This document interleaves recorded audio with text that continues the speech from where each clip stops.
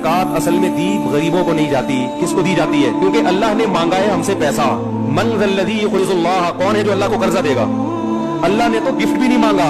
अल्लाह ने क्या मांगा है कि भाई मुझसे मोहब्बत है, मुझे समझते हो कि मैं माल में बरकत भी दे सकता हूं और माल को घटा भी सकता हूं, मेरे बारे में ये नजरिया है कि मैं सब कुछ कर सकता हूं, पैसा निकालो, फिर दो ना पैसा।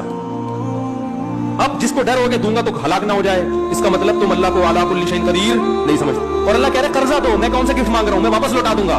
तो तमाम फुक़हा कहते हैं कि ज़कात किसका हक है? अल्लाह का, और अल्लाह मांग रहा है। तो हमने कहा अल्लाह हम पैसे लेके घूम रहे, किधर दें बता? तो अल्लाह ने कहा मैं आसमान से जमीन पे नहीं आ रहा, उधर फला इलाके में जाओ, फला इलाके में जाओ, जिनके पास पर्चियां होंगी उनको दे दो। अल्लाह वो पर्ची क्या है?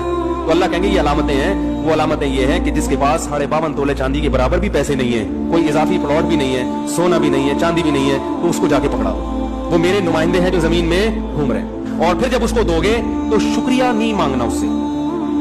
इन्नमा नुतिमुकुम लिवजहिल्लाहि ला नुरीदु मिनकुम जज़ाअन वला, कि वो क्योंकि शुक्रिया तो उसका अदा हो जिसको दिए तो मुझे है, तुमने तो मैं दूंगा, उससे नहीं मांगना। अल्लाह भी हमारा शुक्रिया अदा नहीं करेगा क्योंकि अल्लाह ने ही हमें दिया है। अल्लाह कहेगा जितना मैंने दिया उसमें से 2.5% वापस कर दो बस, और वो भी कर्ज के तौर पर।